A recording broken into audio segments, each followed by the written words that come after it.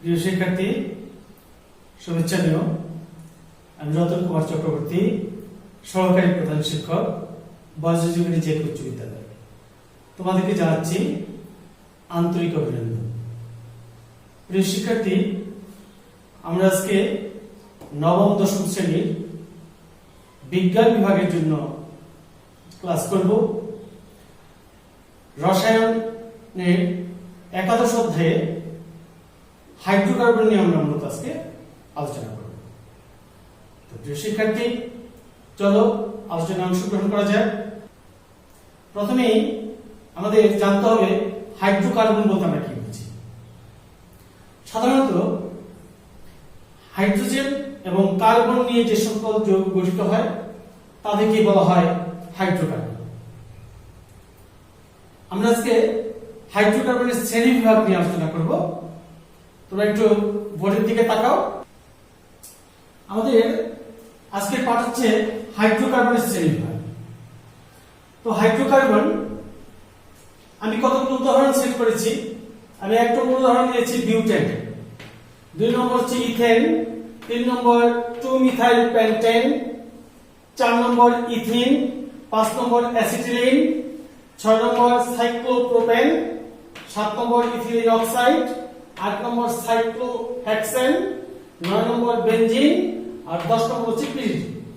এই যে উদাহরণগুলো, এই উদাহরণগুলোর মধ্যে কিছু বৈশিষ্ট্য তোমাদেরকে দেখাচ্ছি।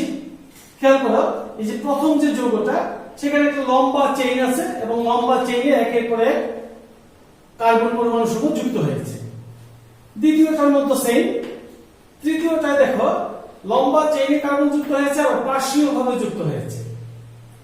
চতুর্থ বৈশিষ্ট্য হচ্ছে এখানে লম্বা চেইন আছে, তবে সেই চেইনে আগে যেমন কার্বন কার্বন একক বন্ধন ছিল, এখানে কার্বন কার্বন দ্বিবন্ধন আছে। পঞ্চমটায় কার্বন কার্বন ত্রিবন্ধন বিদ্যমান। অন্যদিকে দেখো 6 নম্বর যে উদাহরণটা, সেখানে কিন্তু বাকি যে 5টা উদাহরণ ছিল সেখানে কিন্তু কার্বন পরমাণু সমূহ লম্বা চেইনে যুক্ত হয়েছে এবং যে শিকলটা, সেই শিকলটা মুক্ত ছিল। ইচ্ছে করলে আরো কার্বন পরমাণু যুক্ত হওয়ার সুযোগ ছিল, কিন্তু এখানে দেখো একটা ক্লোজড কার্বন পরমাণু সমূহ যুক্ত হয়েছে, বাট একটা চক্র হয়ে গেছে বা ক্লোজড হয়ে গেছে। 7 নম্বরও তাই।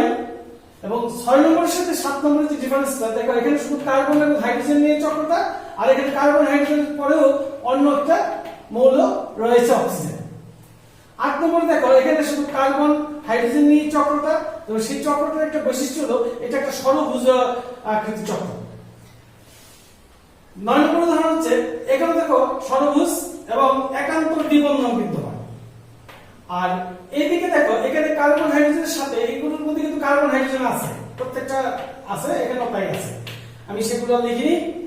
এখানে একটা এন আছে, অর্থাৎ অন্য কোনো মৌল বা পরমাণু এখানে থাকবে।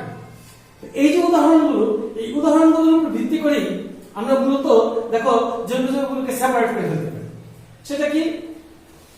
এই যে হাইড্রোকার্বন বা জৈব যৌগ যেগুলো আছে, সেই হাইড্রোকার্বনকে আমরা মূলত 2টা ভাগে ভাগ করতে পারি, মুক্ত শিকল যৌগ এবং চক্রাকার বা যুক্ত শিকল যৌগ। তো মুক্ত শিকল যৌগ নাম থেকে বোঝা যাচ্ছে যে শিকলটা মুক্ত থাকবে, ফ্রি থাকবে, অর্থাৎ ইচ্ছে করলে আরো আরো পরমাণু এর সাথে যুক্ত হওয়ার সুযোগ পাবে। তাহলে আমরা যদি উদাহরণগুলোর দিকে তাকাই, দেখো এখানে 4টা কার্বন যুক্ত হয়েছে, ইচ্ছে করলে আরো কার্বন যুক্ত হতে পারে। 2 নম্বরটার মধ্যে আরো যুক্ত হওয়ার সুযোগ আছে, 3 নম্বরটার মধ্যে আরো যুক্ত হওয়ার সুযোগ আছে, 4 নম্বরটার মধ্যে যুক্ত হওয়ার সুযোগ আছে, 5 নম্বরটার মধ্যে নাই। অর্থাৎ যে 1 থেকে 5 পর্যন্ত যে আমি উদাহরণগুলো নিয়েছি, সেই উদাহরণগুলো প্রত্যেকটাই কি মুক্ত শিকল যৌগ। এই জন্য আমি কি করেছি, এই ব্র্যাকেটের মধ্যে উদাহরণগুলো সরাসরি না লিখে আমি শুধু সংকেতটা ব্যবহার করেছি। উদাহরণ 1, 2, 3, 4 এবং 5। এই উদাহরণ কয়টা হচ্ছে মুক্ত শিকল যৌগের জন্য এখানে প্রযোজ্য।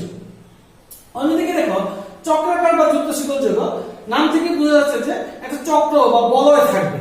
খেয়াল করো, আমি যে উদাহরণ দেখলাম এইটা এটা এটা এটা, অর্থাৎ 6 থেকে শুরু করে 10 পর্যন্ত যে উদাহরণগুলো দিয়েছি, সে প্রত্যেকটার মধ্যে কিন্তু একটা চক্র বা বলয় বিদ্যমান। সেই জন্য আমরা উদাহরণগুলো সেট করেছি কি 6 থেকে 10 পর্যন্ত।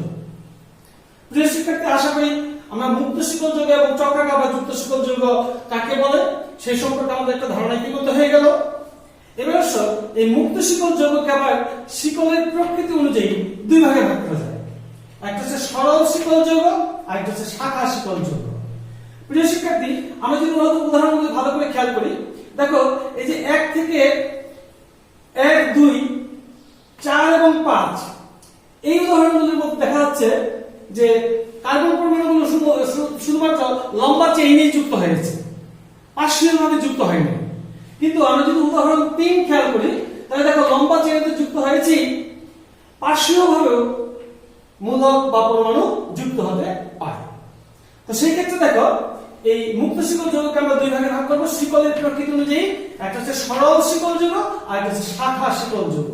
শাখা শিকল নাম থেকে বোঝা যাচ্ছে যে পার্শ্বীয় ভাবে যুক্ত হয়েছে, অর্থাৎ শাখা প্রশাখা আছে। তাহলে এই উদাহরণটা আমরা এখানে সেট করব। আর যেগুলো সরল, যেগুলোর মধ্যে কোনো শাখা নেই, সেই উদাহরণগুলো আমরা এই যে 1 2 4 এবং 5 আমরা এখানে নিয়েছি। প্রিয় শিক্ষার্থী, এই সরল শিকল যৌগগুলোকে সাধারণত এন যৌগ বলা হয়। যেমন আমি এখানে এক নম্বর উদাহরণটা লিখেছি বিউটেন, এটাকে আমরা এন বিউটেন বলতে পারি। সরল শিকল যৌগকে এন যৌগ বলা হয়। অন্যদিকে শাখা শিকল যে যৌগগুলো সেগুলোকে আমরা আইসো যৌগ বলতে পারি। এবার খেয়াল করো এই যে মুক্ত শিকল যৌগ আমরা শিকলের প্রকৃতি অনুযায়ী কিন্তু দুই ভাগ করলাম, সরল শিকল, শাখা শিকল। বন্ধনের প্রকৃতি অনুযায়ী অর্থাৎ তাদের মধ্যে যে কার্বন কার্বন যে বন্ধন, সেই বন্ধনের প্রকৃতি অনুযায়ী আমরা তাদেরকে দুই ভাগে ভাগ করতে পারি। সেটি কি? একটি হচ্ছে সম্পৃক্ত যৌগ আর একটি হচ্ছে অসম্পৃক্ত যৌগ। সম্পৃক্ত যৌগ কোনগুলো? যে সমস্ত যৌগে কার্বন কার্বন বা কার্বন হাইড্রোজেন একক বন্ধন বিদ্যমান, অর্থাৎ বন্ডটা সিঙ্গেল হবে, সেগুলো হচ্ছে সম্পৃক্ত। আর যদি কার্বন কার্বন দ্বিবন্ধন বা ত্রিবন্ধন যুক্ত থাকে তবে তাকে আমরা বলবো অসম্পৃক্ত হাইড্রোকার্বন বা অসম্পৃক্ত যৌগ। খেয়াল করো আমরা যদি উদাহরণগুলো খেয়াল করি, এই যে দেখো এই এক নম্বর উদাহরণে কার্বন কার্বন সব একক বন্ধন আছে। আমরা যদি এভাবে লিখি বিউটেনটা, খেয়াল করো এই বিউটেন মানে 4টা কার্বন থাকবে এবং বাকি হাতগুলো হাইড্রোজেন দ্বারা পূর্ণ হবে। তাহলে এই যে কার্বনের সাথে কার্বনের বন্ধন একক, এই কার্বনের সাথে কার্বন, এই কার্বনের সাথে কার্বন, বাকি হাতগুলো হাইড্রোজেন দ্বারা পূর্ণ হয়। সেই থেকে কিন্তু আমরা এটাকে লিখেছি কি CH3, অর্থাৎ প্রথমটার সাথে 3টা কার্বন হাইড্রোজেন, দ্বিতীয় কার্বনের সাথে 2টা হাইড্রোজেন, তৃতীয়টার সাথে 2টা হাইড্রোজেন এবং চতুর্থটার সাথে 3টা। এটাই কিন্তু আসলে বিউটেন। তাহলে আমরা বুঝতে পারলাম যে এখানে কার্বন কার্বন একক বন্ধন বিদ্যমান। যদি একক বন্ধন থাকে তাহলে সেটা হবে কি সম্পৃক্ত যৌগ। তাহলে দেখো উদাহরণ 1 2 3, এই 3টার মধ্যে কি আছে? একক বন্ধন বিদ্যমান আছে, তাইলে এগুলো কি সম্পৃক্ত যৌগ। অন্যদিকে আমি বলেছি যে কার্বন কার্বন বা যদি দ্বিবন্ধন বা ত্রিবন্ধন বিদ্যমান থাকে, যেমন উদাহরণ 4 আছে দেখো কার্বনের সাথে কার্বনের দ্বিবন্ধন, উদাহরণ 5 আছে কার্বন কার্বন ত্রিবন্ধন। দ্বিবন্ধন বা ত্রিবন্ধন যদি থাকে তবে সেগুলো হয় অসম্পৃক্ত। সেজন্য আমরা অসম্পৃক্ত ক্ষেত্রে উদাহরণ সেট করেছি 4 এবং 5। আশা করি তোমরা বুঝতে পেরেছো যে মুক্ত শিকল যৌগের যে শ্রেণী বিভাগটা। এবার আসো চক্রাকার যৌগ। চক্রাকার যৌগ ইতিমধ্যে তোমরা জেনেছো যে এখানে কার্বন হাইড্রোজেন মিলে কোন চক্র বা বলয় তৈরি করবে।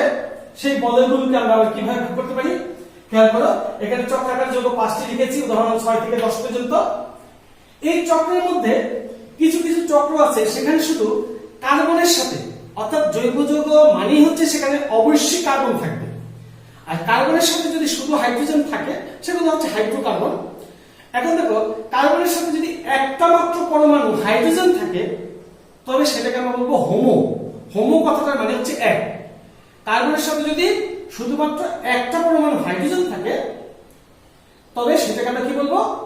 হোমোসাইক্লিক। সাইকেল মানে চক্র, সাইক্লিক, সেখান থেকে আসছে সাইক্লিক। তাহলে হোমোসাইক্লিক কথাটার মানে হচ্ছে যে এখানে কার্বনের সাথে শুধুমাত্র হাইড্রোজেন থাকবে, এক ধরনের পরমাণু থাকবে। আর হেটারোসাইক্লিক মানে হচ্ছে এখানে কার্বনের সাথে হাইড্রোজেন তো থাকবেই, অন্যান্য মৌল থাকতে পারে। তাহলে সাইক্লিক কথাটার মানে হচ্ছে চক্র। এই চক্রের মধ্যে যদি হাইড্রোজেন ছাড়া অন্য কিছু না থাকে তবে সেটা হোমো, আর যদি হাইড্রোজেন ছাড়া অন্য কিছু থাকে তবে সেটা হেটারো। তাহলে আমরা উদাহরণগুলোর দিকে তাকাই। খেয়াল করো এই যে চক্রটা, এই চক্রের মধ্যে কার্বনের সাথে শুধুই হাইড্রোজেন আছে, তাহলে কি হোমো না হেটারো? অবশ্যই হোমো। এই যে চক্রটা এখানে দেখো কার্বন হাইড্রোজেন আছে, অন্য একটা মৌল আছে অক্সিজেন, তাহলে এটা কি হোমো হবে? এটা অবশ্যই হেটারো। অন্যদিকে দেখো এখানে কিন্তু শুধু কার্বন হাইড্রোজেন আছে, এখানে কার্বন হাইড্রোজেন আছে, বাট এখানে কিন্তু কার্বন হাইড্রোজেনের সাথে আবার নাইট্রোজেন আছে, তাহলে হেটারো মানে হচ্ছে অন্য কোনো মূল্য থাকলে সেটা হবে হেটারো, আর বাকিগুলো হবে হোমো। তাহলে বলছি যে চক্রাকার যৌগ দুই ধরনের, হোমোসাইক্লিক যৌগ, হেটারোসাইক্লিক যৌগ। তো হোমোসাইক্লিক কোন উদাহরণ কি কি হতে পারে? এই 6 নম্বরটা হতে পারে, 8 নম্বরটা হতে পারে, 9 নম্বরটা হতে পারে। তাহলে 6, 8 এবং 9। এবং এই উদাহরণগুলোর মধ্যে দেখো কার্বনের সাথে শুধুই হাইড্রোজেন বিদ্যমান।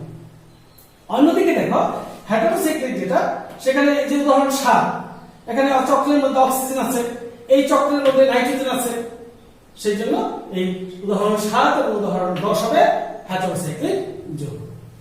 প্রিয় শিক্ষার্থী, আশা করি এই পর্যন্ত তোমরা বুঝতে পেরেছো। এবারে এই হোমোসাইক্লিক যৌগকে আবার আমরা দুই ভাগে ভাগ করতে পারি। সেই দুইটা ভাগ কি? যদি দেখা যায় এই হোমোসাইক্লিক যৌগের মধ্যে কার্বন কার্বন একক বন্ধন বিদ্যমান থাকে, তবে সেগুলোকে বলা হয় অ্যালিসাইক্লিক। একক বন্ধন থাকলে বলা হয় অ্যালিসাইক্লিক যৌগ। যেমন এই যে হোমো অ্যালিসাইক্লিক, হোমো অ্যারোমেটিক। যদি দ্বিবন্ধন থাকে তাহলে সেটাকে আমরা বলবো অ্যারোমেটিক, আর একক বন্ধন থাকলে আমরা সেটাকে কি বলবো? অ্যালিসাইক্লিক। তাহলে খেয়াল করো, আমরা এখানে যে যৌগগুলো নিয়েছি, হোমোসাইক্লিক কে আমরা দুই ভাগে ভাগ করছি, হোমো অ্যালিসাইক্লিক। এই যে হোমো, এখানে দেখো কার্বন কার্বন একক বন্ধন আছে, এটা হোমো যৌগ, কারণ এখানে কার্বন হাইড্রোজেন ছাড়ানো কোনো মৌল নাই। তাহলে অবশ্যই এটা হোমো, এবং তার সাথে যেহেতু একক বন্ধন আছে সেই জন্য এটার নাম হচ্ছে হোমো অ্যালিসাইক্লিক। এরকম আরেকটি উদাহরণ আছে, দেখো 8 নম্বর। এখানে কার্বন কার্বন একক বন্ধন বিদ্যমান এবং সবই কার্বন হাইড্রোজেন আছে, তাহলে সেই ক্ষেত্রে হোমো অ্যালিসাইক্লিক। এখানেও কিন্তু কার্বন হাইড্রোজেন বিদ্যমান, বাট এখানে কিন্তু এই যে একান্তর দ্বিবন্ধন বিদ্যমান। সেই ক্ষেত্রে আমরা কি বলবো? এই যৌগটা হচ্ছে হোমো অ্যারোমেটিক। বুঝে গেল? অর্থাৎ 9 নম্বর উদাহরণটা হচ্ছে হোমো অ্যারোমেটিক। এবারে হেটারোসাইক্লিক যৌগ আবার দুই ধরনের। যদি একক বন্ধন থাকে তাহলে হেটারো অ্যালিসাইক্লিক, আর যদি দ্বিবন্ধন থাকে তাহলে হেটারো অ্যারোমেটিক। তাহলে হেটারো অ্যালিসাইক্লিক দেখো, এই যে একক বন্ধন আছে কিন্তু হেটারো অর্থাৎ অন্য কোনো মৌল আছে, সেই জন্য এই উদাহরণ 7 হচ্ছে হেটারো অ্যালিসাইক্লিক। অন্যদিকে দেখো উদাহরণ 10 দেখা যাচ্ছে এখানে বেঞ্জিন বলয় আছে বা কার্বন কার্বন দ্বিবন্ধন বিদ্যমান আছে, সেই জন্য এটা অবশ্যই অ্যারোমেটিক হবে, এবং যেহেতু অন্য কোনো মৌল আছে সেই জন্য সেটা হেটারো, এই জন্য হেটারো অ্যারোমেটিক। তো প্রিয় শিক্ষার্থী, আশা করি তোমরা জৈব যৌগের টোটাল শ্রেণীবিভাগটা এট এ গ্ল্যান্স বুঝতে পেরেছো। সমস্যা হলে অবশ্যই কমেন্টস বক্সে জানাবে, আমি তোমাদের সমস্যার সমাধান করতে চেষ্টা করব। পরিশেষে তোমাদের সুস্বাস্থ্য কামনা করে, সাফল্য কামনা করে আজকের মতো ক্লাস এখানে শেষ করছি।